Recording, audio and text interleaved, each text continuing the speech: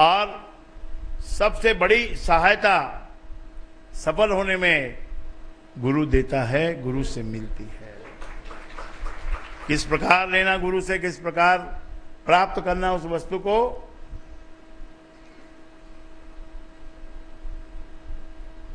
यही हम चूक करते हैं। यहां पर हम चूक जाते हैं। जब अपने गुरु से बात करो तो समझो कि मैं अपने गुरु ने मुझे जो दिया है, जो मैं उसकी चर्चा करूं, मैं गुरु के सामने ये बात कहूं, आपने मुझे दीक्षा दी, नाम दिया, और आपके नाम से मेरे ऊपर कृपा घट रही है। न कि आप वहां आकर ये बोलो कि मैं फलाने मंदिर में गया था, मुझे वहां से कृपा प्राप्त हुई, मैं कहीं और तीर्थ पे गया था, मुझे वहां कोई बाबा जी मिल गए, उनसे कृपा प्राप्त हुई, या कोई देवता है, कोई देवी है जिससे मुझे कृपा प्राप्त होती है, तो भैया तू मेरे सामने आके क्यों बक रहा है? इसके मतलब क्या? ये व्यभिचार है। गुरु एक बनाया, इष्ट एक बनाया, फिर मन कहीं और लगा रहे हो, कहीं और लगन लगा रहे हो, तो ये धोखा होता है। इससे कुछ प्राप्ति नहीं होती, सफलता रुक जाती है इससे। भक्ति में एक गुरु, और गुरु में से भी जो गुरु ने जो ज्ञान दिया है, जो नाम दिया है, उसके ऊपर अपना दिमाग, अपना चित्त को उस पर रखो। एक बार ये चीज आपने सीख ली तो फिर जो सीढ़ियां हैं सफलता की, वो बहुत तेजी से आप चढ़ने लग जाओगे। आपको एक कोई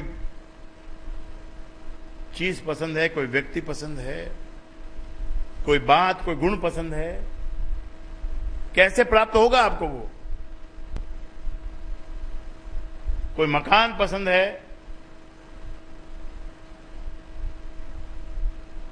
कोई व्यक्ति अच्छा लग रहा है आपको, गुणी व्यक्ति है, तो गुरु के बराबर हो गया ना। जिसके अंदर गुण है वो गुरु के बराबर हो जाता है। कैसे बनोगे आप? क्या चाहते हो? बहुत सारी चीजें रखी हुई हैं सृष्टि में। अपार धन, अपार कृपा, अपार दया, विविध प्रकार के व्यंजन हैं, भोजन है, खुशबुएं हैं, परफ्यूम्स हैं, रंग है, रूप है।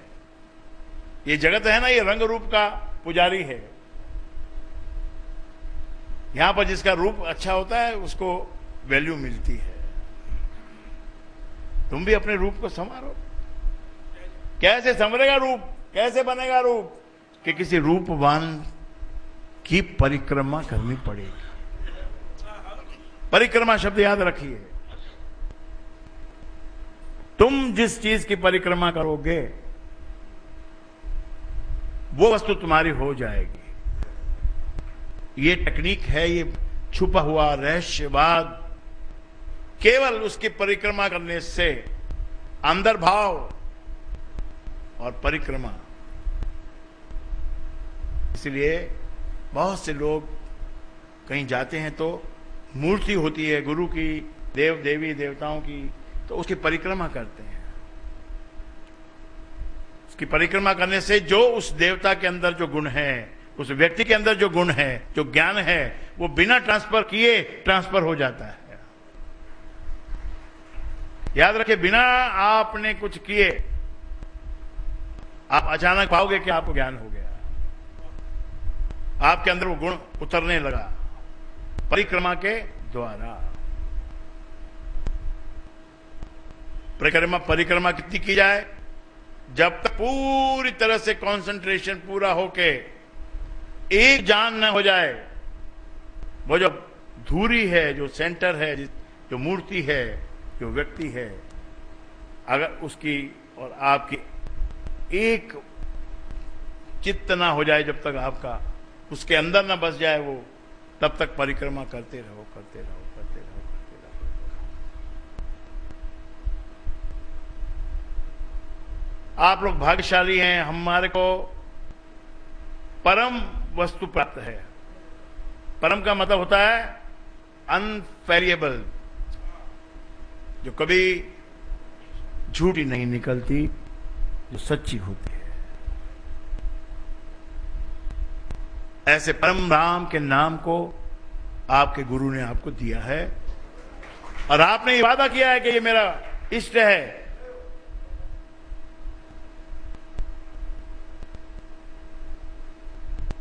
करना क्या है? भरोसा करना है।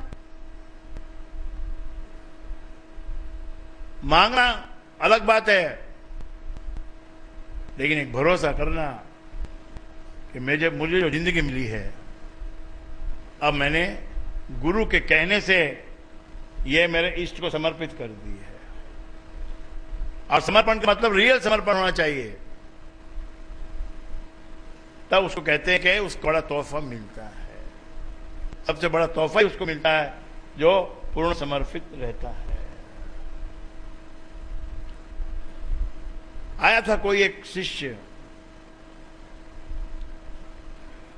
कहा कि आपका शिष्य बनना चाहता हूं।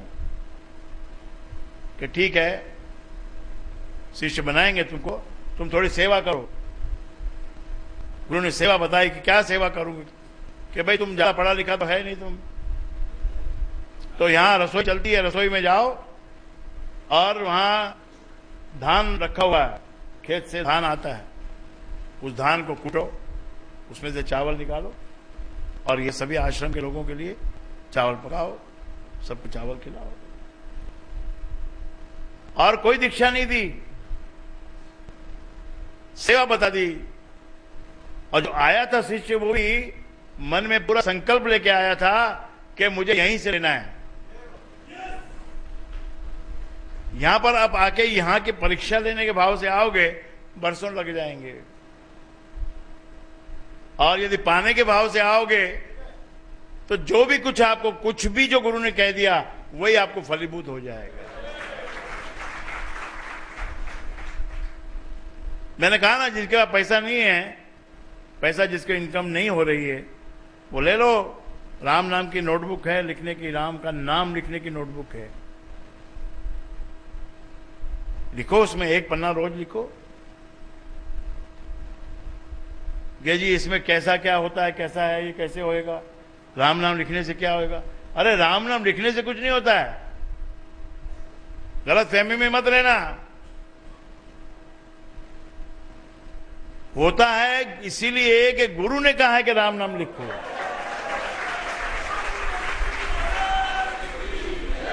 आप समझिए ना, भेद इस बात में है कि गुरु ने आज्ञा दी, उस गुरु की आज्ञा को आपने माना कि नहीं माना।